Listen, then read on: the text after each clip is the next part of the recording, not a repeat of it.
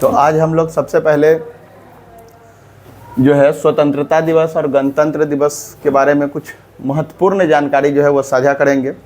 सबसे पहले यहाँ पर क्या है कि आज जैसे स्वतंत्रता दिवस यानी 15 अगस्त के दिन जो है हम लोग ये झंडा फहराने का जो मेथड है ये कौन सा लागू होता है ये हम लोग देख लेते हैं। जैसे एक है ध्वजारोहण और एक है झंडा तोलन, ये दोनों में क्या अंतर है सबसे पहले ये देख लेते हैं। तो सबसे पहले आप जो ये ध्वजारोहण देख रहे हैं इसमें होता क्या है कि झंडा को नीचे से रस्सी के सहारे ऊपर ले जा करके और तब जब हम लोग नीचे झंडा को फहराते हैं यानी डोरी को उसको खींचते हैं, उस प्रक्रिया को हम लोग ध्वजारोहण कहते हैं। और ये ध्वजारोहण की प्रक्रिया स्वतंत्रता दिवस के अवसर पर किया जाता है और ये प्रधानमंत्री करते हैं। अब यहाँ पर क्या है कि अगला झंडा तोलन का जो है इसमें क्या होता है कि झंडा को पहले ही ऊपर में रस्सी के सहारे पहले ही बंधा रहता है और वहाँ से डायरेक्टली खींच करके जो है उसको हम लोग फहराते हैं, उसको झंडा तोलन बोलते हैं। और ये 26 जनवरी की प्रक्रिया है और ये राष्ट्रपति के द्वारा आपको राजपथ पे, जिसको अब कर्तव्य पथ भी बोला जाता है, वहाँ पर किया जाता है। अब ये क्या है कि ध्वजारोहण और झंडा तोलन ये दोनों प्रक्रिया जो है ये 15 अगस्त में होता है और ये झंडा तोलन की प्रक्रिया जो है ये गणतंत्र दिवस यानी 26 जनवरी के दिन होता है। अब यहाँ पर क्या है कि अब हम लोग इससे संबंधित 15 अगस्त से संबंधित कुछ महत्वपूर्ण जानकारी जो है वो देख लेते हैं। ये जो आप स्वतंत्रता दिवस देख रहे हैं ये 15 अगस्त को हम लोग मनाते हैं, 15 अगस्त। अब क्या है कि 15 अगस्त 1947 को हमारा देश आज़ाद हुआ था और ये किस योजना के तहत आज़ाद हुआ था, तो उस समय एक योजना आया था माउंटबेटन योजना। माउंटबेटन योजना के तहत जो है हम लोग का देश आज़ाद हुआ। अब क्या है कि 15 अगस्त के दिन जब हम लोग का देश आज़ाद हुआ उस समय जब माउंटबेटन योजना लगा था, उससे पहले भी हम लोगों के देश में अंतरिम सरकार जिसका गठन 2 सितंबर 1946 को अंतरिम सरकार का गठन हो गया था और वो हुआ था बेबेल योजना के तहत। बेबेल योजना के तहत हम लोगों के देश में एक अंतरिम सरकार पहले भी थी और उसके बाद जो है माउंटबेटन योजना के तहत हम लोगों का देश 15 अगस्त को आज़ाद हो गया।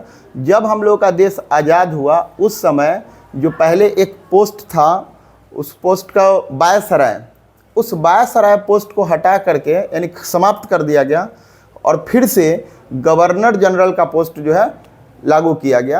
अब ये गवर्नर जनरल जो है स्वतंत्र भारत के प्रथम गवर्नर जनरल जो है वो लॉर्ड माउंटबेटन ही बने। फिर 21 जून 1948 को जो है फिर से चक्रवर्ती राजगोपालाचारी को भारतीय गवर्नर जनरल बनाया गया। उस समय प्रथम भारतीय गवर्नर जनरल अगर देखते हैं हम लोग तो आपके प्रथम भारतीय गवर्नर जनरल चक्रवर्ती राजगोपालाचारी हो गए। अब उसके बाद हो गया माउंटबेटन। फिर उसके बाद अगर देखते हैं तो 26 जनवरी 1950 को जब हमारा देश गणतंत्र हुआ उस दिन ये गवर्नर जनरल का जो पद है उसको भी समाप्त करके और नया पद बनाया गया राष्ट्रपति का पद बनाया गया और प्रथम राष्ट्रपति, हमारे देश के प्रथम राष्ट्रपति डॉक्टर राजेंद्र प्रसाद बने। अब यहाँ पर क्या है कि प्रथम राष्ट्रपति बने, ये 26 जनवरी का दिन ही सिलेक्ट करने के पीछे कारण है कि क्योंकि हम लोगों का संविधान 26 नवंबर 1949 को बनकर तैयार हो गया था। तो जब 26 नवंबर 1949 को हमारा संविधान बन के तैयार हो गया फिर भी हम लोग 2 महीना वेट किए। इसके पीछे कारण क्या है कि 26 जनवरी 1930 के फिर आते हैं कहानी में। तो 26 जनवरी 1930 को इसमें क्या है कि पूर्ण स्वराज की घोषणा हुआ था 26 जनवरी 1930 को, जिस कारण 26 नवंबर 1949 को हमारा संविधान तैयार होने के बावजूद भी हम लोग 2 महीना और वेट करके उसी दिन को याद करने के लिए 26 जनवरी 1950 को जो है अपना गणतंत्र, हम लोग का देश जो है गणतंत्र घोषित हुआ। अब यहाँ पर देखते हैं कि अंतरिम सरकार जो है, जब अंतरिम सरकार बना था बेबेल योजना के तहत, तो उस समय कांग्रेस के कांग्रेस के कुल 13 सदस्य इस सरकार अंतरिम सरकार में शामिल थे। अब यहाँ पर क्या हुआ कि उस समय मुस्लिम लीग इसमें शामिल नहीं था।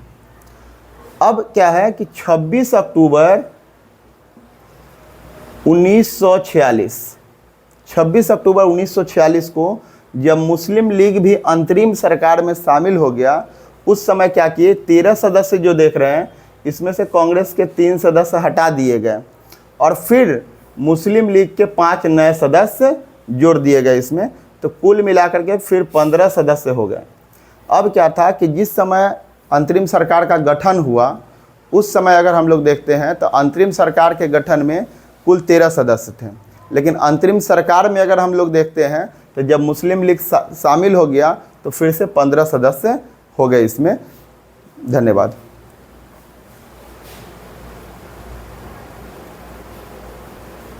कट गया।